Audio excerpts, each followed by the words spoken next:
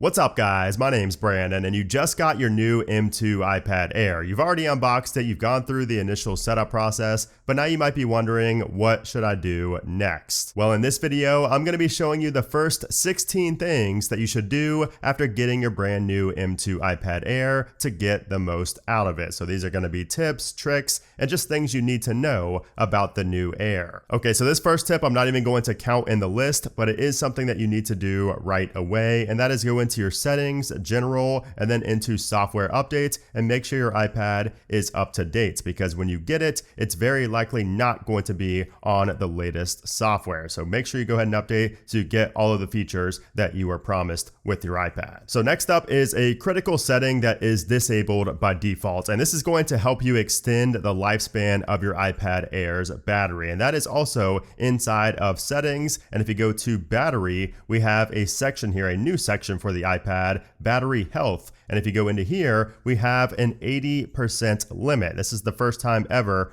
on an iPad. We have this on the iPad Pro as well. I would strongly consider turning this on. So what this does is it charges your iPad to about 80% and then it stops charging. Now this helps increase the longevity of your battery health and your battery's overall capacity. And this comes from Apple themselves, because they said this: reducing the time that your iPad spends fully charged reduces the wear on your battery. Limiting charging to 80% can help prolong your battery's lifespan. So if you're planning on keeping your iPad Air for at least a few years, I would highly recommend turning that on. If you're just going to sell it in a year or two, then this may not matter to you, but I think for most people, you want to keep that enabled. Another first for the iPad Air is the landscape ultra-wide camera. So we now have the camera in the landscape orientation instead of the portrait orientation, which means that center stage is going to be even better because there's a much wider angle to view you at. The camera is in the middle instead of being lopsided and just on one side of the iPad. So this is great, and center stage is where you can center yourself in the middle of the camera. No matter where you're at, it's going to try to center you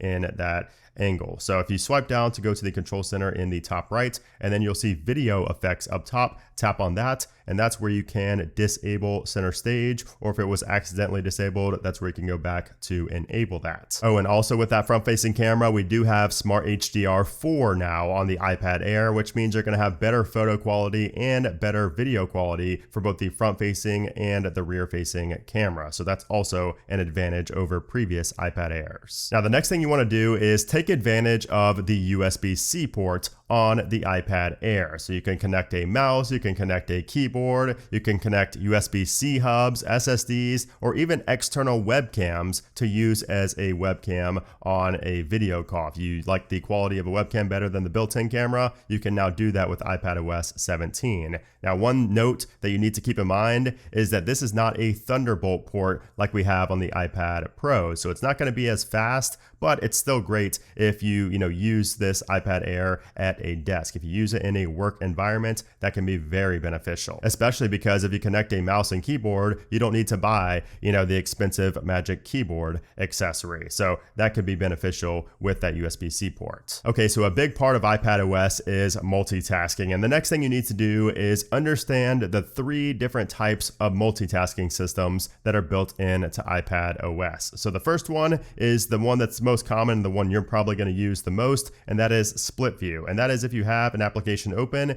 and you swipe from the bottom, or you just go into Spotlight Search and open up another application, you can drag it over to one of the sides of this application that's open, and it will start a split screen view. And you see these 3 dots up here. You can tap on that to change it to full screen, split view, or slide over. And slide over is the next one we're going to mention. So if you have 2 applications opened up and you want to open up a third application, you can do that not in split view, but with slide over. So if we're going to take, let's just do the calendar, for example, we'll take that and put it right here in the middle. You can see when it's over here, it's wide, but when you put it in the middle, it gets a little skinny, and that represents slide over. So now when you let go, it's going to put it in the slide over view, and you'll notice that you could also have, different applications down here. You see the little line down here for navigating between applications. That's because you could have another app. So if I put this on top of that, you can see now we have 2 different applications in that slide overview that we can go in between. And if you want to get rid of the slide overview, you can just take and drag on these 3 dots here and push it over to the side, and you can see you have a little arrow representing that it's hidden over there, and you can swipe out from that right side to bring it back to light. Or if you just want to close out of this completely, just tap the 3 dots and then just tap on close, and you have to do that for every application in that instance. So we'll close again, and there we go, it's gone. And again, you can also resize right here for split view as well if you want to make one app larger than the other while multitasking. And then the third multitasking system is Stage Manager, and this is one of my favorites for multitasking. I don't use it often, but when I do use it, it's usually when I'm working, and it really makes a big difference. So if you go to the control center from the top right and then look for the square down here with the 3 dots to the left, this is in there by default, which we need to tweak this. We need to add more in there, but we'll do that in a moment. Just tap on that, and that's going to enable Stage Manager. You'll likely see a splash screen when you enable it for the first time, but we're going to go into any application now. So nothing changes on the home screen when you enable that, but if you open up an application, you will see a big difference right away in what's happening on your home screen. So I already have some applications opened up in here, but if you don't, you will just see some applications on the side. And if you want to bring those into this window, you can just take and drag and pull them here onto the window, and then look for this little black little circle, like half circle down here in the corner of these applications. And that's how you can resize these, and then take on the top right here where the 3 dots are. That's where you can drag these different applications, these little windows, to pretty much wherever you want on the home screen. There aren't really many limitations to where you can move these, which is really nice. You could also put them over top of each other like so. And if we want to do another iteration of Safari, we can just take that from the dock down here and put that in here, and we can make it bigger or larger. And if you tap on the 3 dots up here, this is where you can also enter full screen. You can add another window, or you can minimize. Now, when you minimize, that's going to put it over here in this, section over here, this little shelf. That's called the minimized windows. And if you tap on one of those, it's going to bring it up to the forefront, and you're only going to see that application. You can see this home screen was all these applications at once, so they're going to always remain, together until you close out of them, or, whatever you want to do. So if we close out of those, now next time we go out of an application and into another one, another, stage, this stage stays set. So these are all called stages. Every one of these iterations is called a stage. And, if I go to App Store, for example, and then I pull up, a music window, now that stage is set like that. So if we go into something else and then go back, you can see that stage remains at how you had it set. I hope that makes sense. It can get pretty complicated, but hopefully that explained it a little bit. And one of the ways you're going to benefit the most from this feature, especially if you have a 13-inch iPad Air, is going to be to go into settings. We're going to disable this for now. So we're going to disable it right there, and then go into your settings, and then go to display and brightness, and then go down here to the bottom where it says display zoom.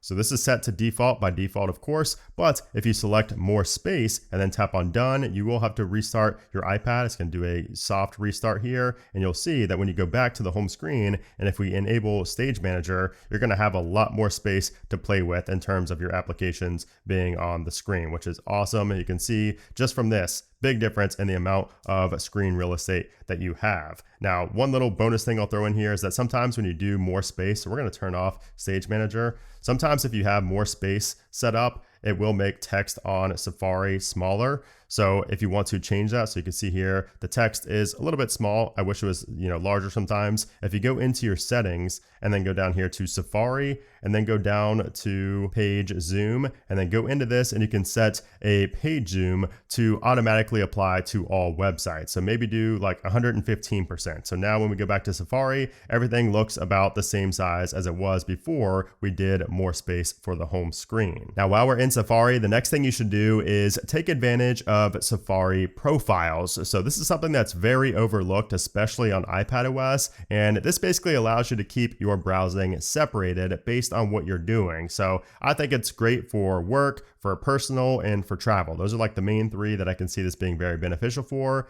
But if you tap on where it says personal right here, and then down at the bottom we have profile, and it's set to personal. If you tap that, that's where you can change what profile you are using. So if I change mine to recording, you can see it changes my favorites. It changes the background here. You can see the favorites bar up top is different as well. Now, if you go into your settings for Safari, and you can see that right here under profiles is where we have our profile set up and where you can create a new profile. And keep in mind that your history, your cookies, and your website data is going to be separated per profile. So if I go into, let's just say leisure, for example, you can change the icon, the colors, the favorites, and what you open new tabs on. Like when you open a new tab, what does it take you to? Does it take you to the start page? Does it take you somewhere else? That's where you can set that. You could also change which extensions show up using that profile. So if you have ad block, but you don't want ad block showing up on work when you're in the work profile, then you can have that disabled for work, but enabled for leisure and travel, for example. Now, the next one's not really a tip or trick, but it's just something that you need to know about your iPad Air, and that's that you have Wi-Fi 6E and Bluetooth 5.3 on the new iPad Air, whereas before on the previous iPad Air, you had Wi-Fi 6 and Bluetooth 5.0. Now, Bluetooth 5.3 is a big one since devices connect quicker, your iPad has improved range, and it consumes less power compared to the M1 iPad Air that had Bluetooth 5.0. And then as far as Wi-Fi 6E, that's going to get you faster Wi-Fi speeds, which really benefits you if you have, a more recent router with Wi-Fi 6 or Wi-Fi 6E speeds, but it's still going to improve the speed no matter what router you have. You're just going to see the bigger advantages, the bigger differences if you have a Wi-Fi 6 or 6E router. The next thing you need to do is learn how to use the Apple Pencil with the iPad Air, specifically the Apple Pencil Pro. But even if you don't have the Apple Pencil Pro, a new feature on the iPad Air that used to be an iPad Pro exclusive is Apple Pencil Hover. So now you can take your Apple Pencil USB-C or your Apple Pencil Pro and hover over things before actually selecting them. So that used to be an iPad Pro exclusive before 2024. Now it's also available on the iPad Air, which is awesome,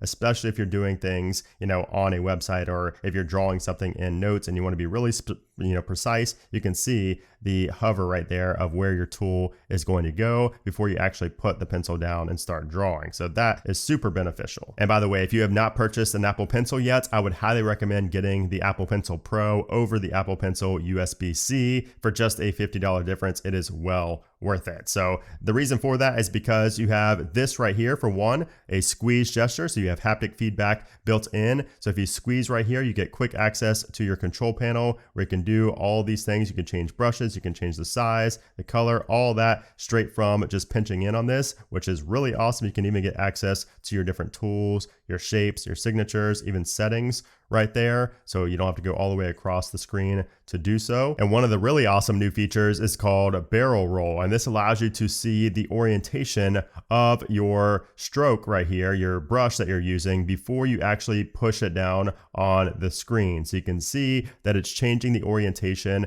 based on how I'm turning the Apple Pencil Pro, which is awesome. It uses a gyroscope that's built in to detect this. And another little detail that you might notice is that you see a shadow here. Like, it looks like it's a reflection of your actual hand, but it's actually a software-based shadow of the Apple Pencil right before you touch it on the display. Even when you're touching it, you can see a basically AI, machine learning generated shadow of the Apple Pencil. It's really hard to see on screen, but it's quite incredible. And then something else you can do with the Apple Pencil is make perfect shapes. If you draw things like a star or like a cloud, it will make those perfect if you hold down on the screen. So instead of picking up, like right when you draw a square, just hold down on it. So just hold down and don't let go until it makes that shape perfect. And it will do that every time, as long as it's a, decently drawn shape to begin with, unlike this one I did right here. And then we also have Scribble, which allows you to turn handwritten text into typed text. So this works even in the address bar. This works throughout iOS. And if I type in apple.com up here, so apple.com,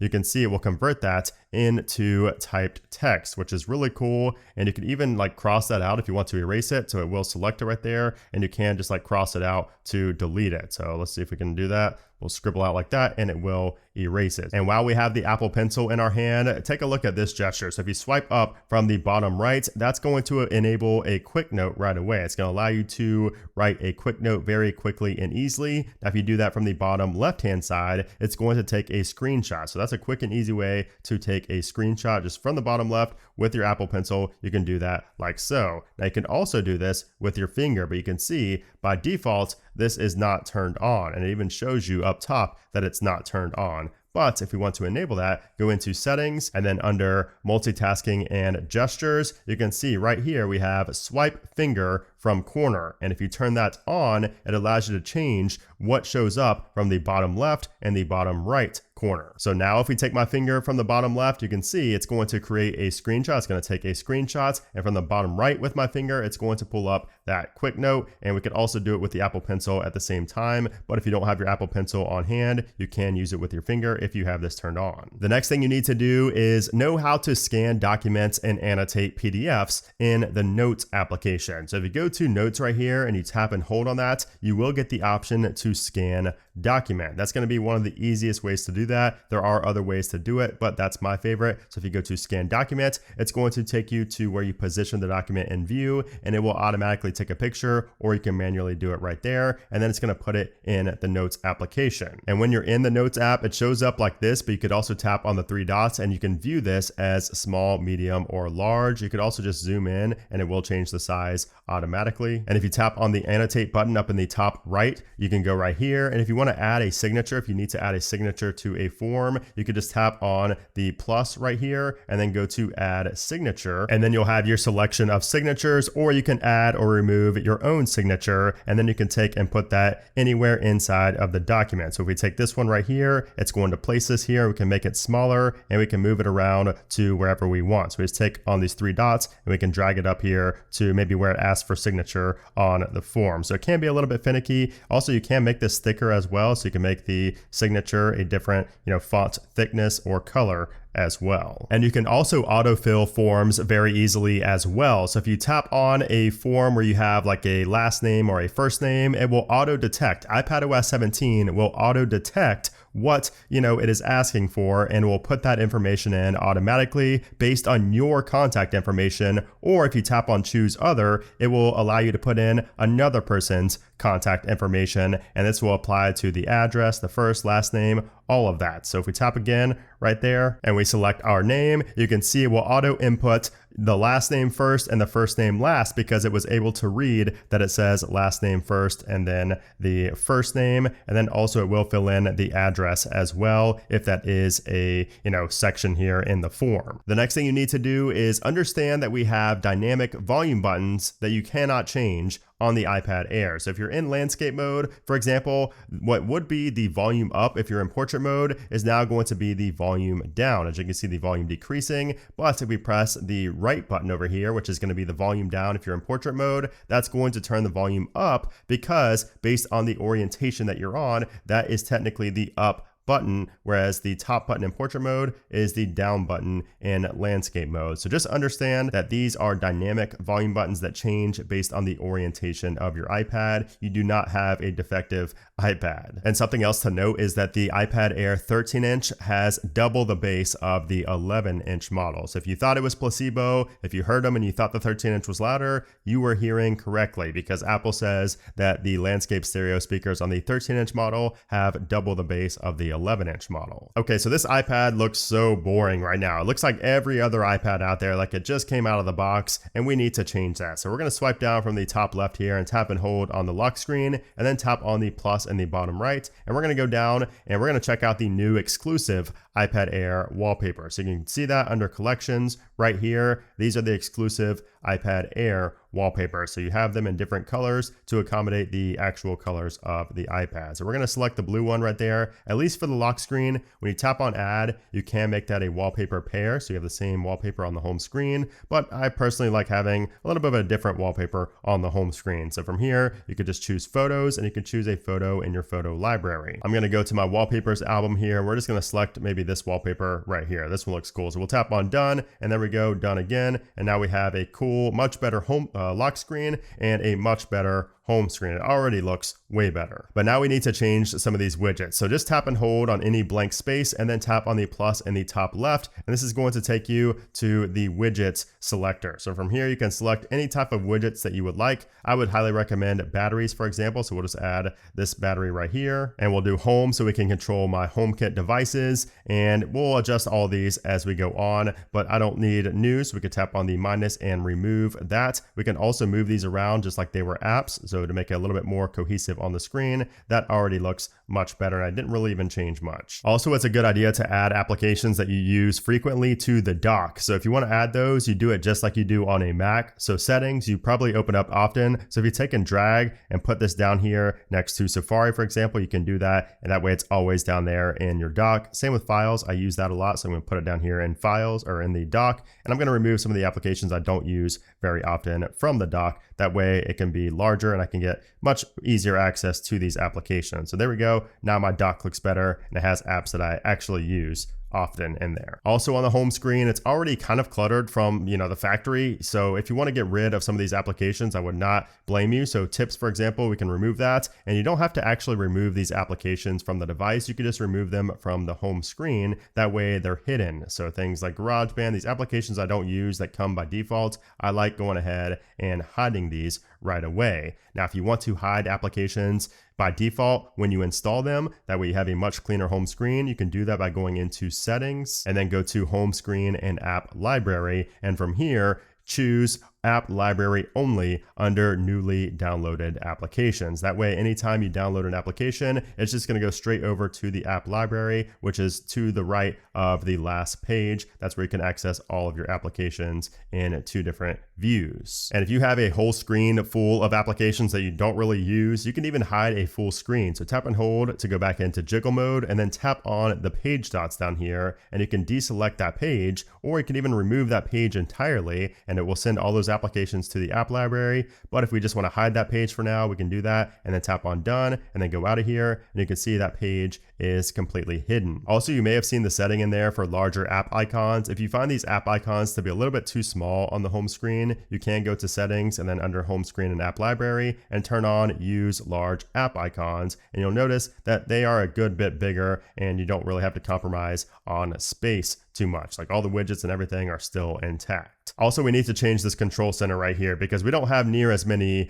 beneficial toggles in here. So go into settings and we're going to go down to the control center. So right here under general, and from here, you can turn on or off the home devices. So I actually like having these turned off on the iPad specifically because I always have a widget to control my HomeKit devices. So if we go into here, I like turning that off. That way I have a clean control center here where I can access what I want to. So you can remove any of these that you don't like by simply tapping on the minus and then remove. You could also reorder these however you would like. I would highly recommend having notes in here because you can tap and hold on notes and you can scan document straight from the control center, which is very, very convenient. Dark mode is nice to have up there. Music recognition, screen recording, text size, low power mode. Those are some of the ones I really like having here in the control center that are very, very beneficial. And while we're customizing, we may as well go ahead and change some other display settings. So I already showed you the large app icons. That is technically a display setting, but we're going to change some other things here as well. So under here, under dock, you have show app library and dock. So if you don't want the app library over here showing up where you can access all your applications, you can turn that off. So you can see it will change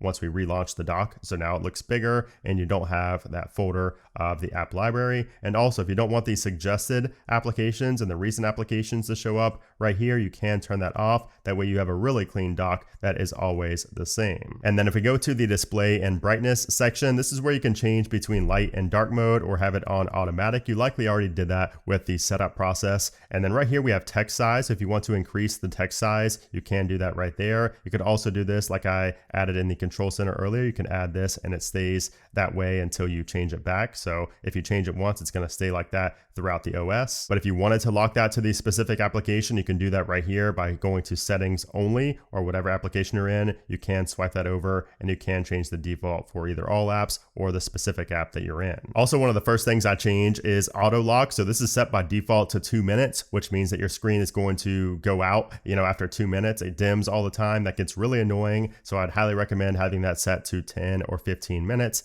I would recommend against doing never, just in case you fall asleep with your iPad on or something like that. And then if we go into our accessibility settings and then to display and text size, you have a bunch of different options here. So if you want bold text, you can see that makes all the text on the screen and in applications bold. Some people might benefit from that. You have button shapes. So if you need to see the shape around a button, you can turn that on. You have all these different ones right here, but one of the main ones you might want to look into is auto brightness. So this is turned on by default. I would recommend having that on by default. I would recommend keeping that on, but if you're not a fan of auto brightness, that is where you can turn that off. Also, reduce white point is a great way to reduce intense bright colors. This is also a way to get your iPad to go below 0% battery, or 0% brightness rather. So if you turn your brightness all the way down to 0% and you turn reduce white point on, that's going to allow you to get a lower brightness than basically what you're able to get from just using the brightness toggle here in the control center. The next thing you need to do is learn the basic and even the more advanced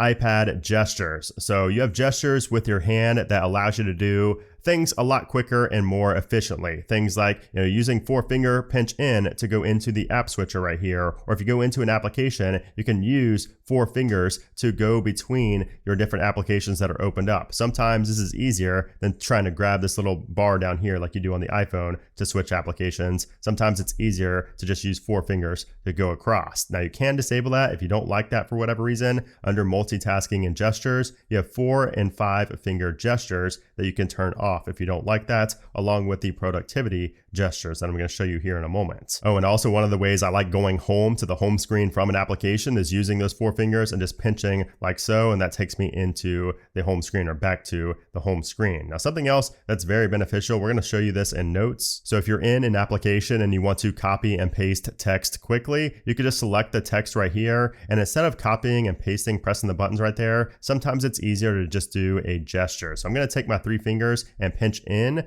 and you can see we have a copy dialog there. And now if we go down to the bottom right here and I pinch out, you can see it will paste it. So pinch in is to copy, pinch out with 3 fingers is to paste. And if we wanted to undo what we just did, we can shake the iPad, but if it's on a flat surface or on a Magic Keyboard, you could also take 3 fingers and swipe to the left, and you can see it will undo. And we can swipe to the right with those 3 fingers to redo that process. So you can keep doing it very quickly, unlike what you would be able to do. You would never be able to do it this quickly if you were just pressing buttons right here, to undo and redo or shaking your iPad. And you've probably already realized how big the keyboard is, especially on the 13-inch model. Sometimes it can be a little bit cumbersome to be typing, with 2 fingers, or if you only have 1 hand available, it can be too big to type efficiently on. Well, you could actually pinch on the keyboard to make it small and make it iPhone size. That way it's much easier to type on. You could also move this around to pretty much wherever you want on this bottom half of the screen, and just pinch out to bring it back to full size. Pinch in small, pinch out, make it big again. And then we have some more basic gestures like swiping up from the bottom and holding to go into the app switcher. And from here, you can see your different apps that are open, and you can swipe up to close out of those applications, to force close out of those, which I wouldn't recommend unless you are having issues with the application. You can also swipe down from the top right